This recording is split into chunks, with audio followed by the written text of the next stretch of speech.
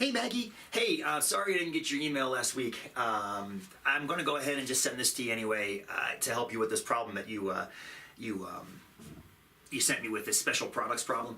I don't want you to think of it as a special product. Think of it just as multiplication. But we're not going to jump into that problem right away. We're going to try something else that's a little bit more straightforward, and then we're going to build up into that problem. And the thing about that is what I'll show you won't just help you with those special product type things, but it'll also help you with anything else like that in algebra. So I'm going to show you something called it looks like using geometry to do the algebra you're trying to do. And actually it's much more straightforward than it even sounds. So I'm going to start with a multiplication problem. Something like 52, which is the number of weeks in a year, times 7. So let's suppose 52 times 7, you're doing number of weeks in a year times number of years or something like that. Okay, so one way you can do this, of course, is just to go to your calculator and type 52 times 7, and that's totally fine if you want to do that. Another way to do it is to realize that you can think of these numbers as combinations of nicer numbers. Like 52 is the same as 50 plus 2, and 7 is the same as 10 minus 3. And you might be asking yourself, like, what's the point of this? Don't worry. I promise this will make sense when we look at this. So what you need to do is you need to multiply that times that. And if you do that, you'll get whatever the answer is to that up there. Okay, hopefully that makes sense. So the way I've taught people what you've asked me about in the past is using this thing called the area model. So what you do is you just make a rectangle, and it doesn't matter if it's to scale or if it's shaped right or anything like that. Just draw a rectangle and break it into 4 regions like that. And those 4 regions are each going to get one of the 4 things you need to figure this problem out. So for starters, 50 plus 2. What we're going to do is up here, we're going to put 50 plus 2. Okay, cool. 10 minus 3. We're going to put 10 minus 3. Now notice I didn't put the plus up here because addition is pretty much, you can assume addition if you don't, like, you're assuming that's a positive 2. So you can assume that writing positive 2 next to 50 means 50 plus 2. This one, you have to put the negative sign so that you go 10 plus, a negative 3 is 10 minus 3. Okay, now here's where the grid comes in. What you're going to do is you're going to multiply each number up here with each number down here. So you're going to do 50 times 10 to get 500. And then 2 times 10 to get 20. Then you're going to do 50 times negative 3 to get negative 150.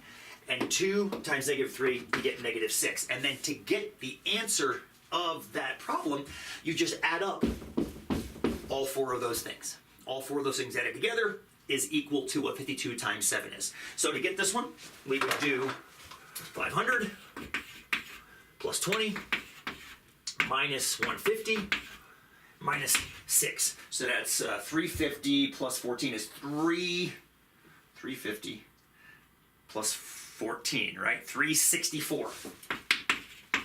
There you go. Which, yep, is exactly what that equals. Now, I know what you're thinking. You're thinking, what's the point of that? That's stupid. That's more work than it's worth. I mean, I could have just done that, I could have done that in my calculator. Exactly correct. Exactly correct. So what you want to be able to do is see how this applies to the type of problems that you gave me. So what I'm going to do first is I'm just going to make up another problem similar to the one you gave me, but just a generic one. Okay, it's not going to have like a problem like this where you can get a single number answer. It's going to be an algebraic expression. So we're going to clear all this out and start again. So we're going to make one up. So let's do, how about like x plus y times 2x plus 2y. Just for something. Now I'm sure whoever your teacher was taught you this thing called FOIL, but it's one of those 4-letter words in math I try to avoid. So rather than do it that way, I'm going to break it down like we did the previous problem. This x plus y, I'm going to put the x here and the y there, And this 2x plus 2y, I'm going to put the 2x here and the 2y there. So now what you got to do is exactly the same thing. Multiply each piece times the other piece. So it's x times x is 2x squared. Y times 2x is 2xy. X times 2y is 2xy, and y times 2y is 2y squared. And then just add everything together. So you've got 2x squared plus 2xy plus 2 more xy's plus 2y squareds. And then the only thing you want to be careful about with something like this is that you put those two are the same. They're like terms, so they can be added together to make 4xy's. So you've got 2x squared plus 4xy plus 2y squared. There you go. Now you can't, like I said, you can't get a number for that unless you knew what x and y were equal to. But that's what that would be multiplied out. It would be that. Okay? So let's do, I know I just lied to you. I said we're going to do your problem next. I'm going to do one more before doing your problem to show you that your problem, although it's being called a special form, nothing special about it. The only thing that's special about it is something that happens at this point when you write it down. It's the same procedure no matter how you look at it. Where's my little eraser rag? Here it is. Okay, let's start again with another example. I'm kind of driving home the point that it doesn't matter what the problems are. They all get done the same way.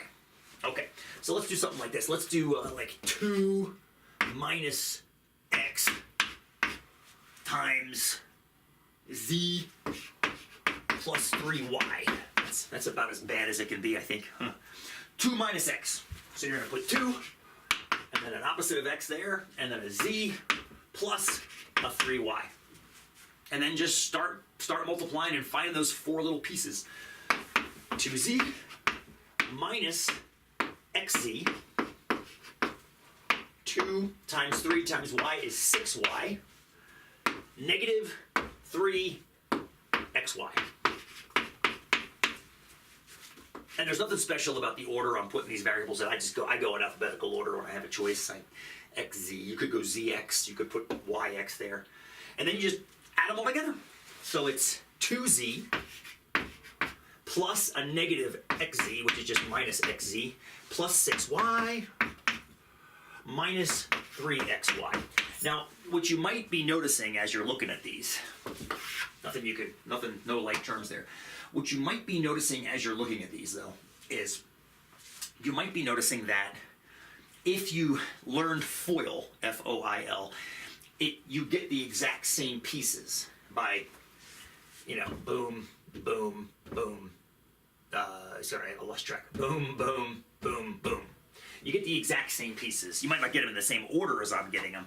I don't like teaching people FOIL. I'm sure you've already seen it, and that's fine. I have no problem with people teaching it to other people. I just don't like it because this seems to work better for people's long-term kind of memory of how to do these kinds of problems. Okay, so now let's do your problem. Let's do the one you sent, which I thought it had a 6 in it. Let me look on my computer real quick, because I did email it to myself. Okay, let me see. Yeah, 6x minus 5, 6x plus 5. Okay, so that was yours.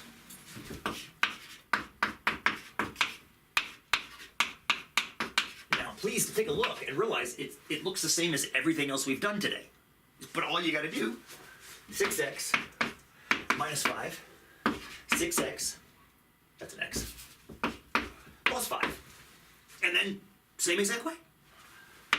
6x times 6x is 36x times x is 36x squared. Minus 5 times 6x is negative 30x. 6x times 5 is positive 30x. And negative 5 times positive 5 is negative 25. And then we just add them all together. And you end up with 36x squared minus 30x plus 30x minus 25. Now notice it looks exactly like everything else we've done today, except for the fact that that's a negative 30x, that's a positive 30x. They are going to cancel off and make 0, and you're left with just 36x squared minus 25. Now, the reason that you've been told this is a special product is because it results in this thing, which is called a difference of two squares, which means this is a perfect square and that is a perfect square. So you've got a perfect square minus a perfect square, which can be then worked backwards into that factored form. I don't think you need to worry about memorizing the fact that it's a special case. Just make sure you can apply that rectangle to any case, and you'll never ever get anything except exactly what you need to get. All right, Maggie, I hope that helped. If it didn't, shoot me an email back, and we'll talk soon. Be well. Have fun in Baker.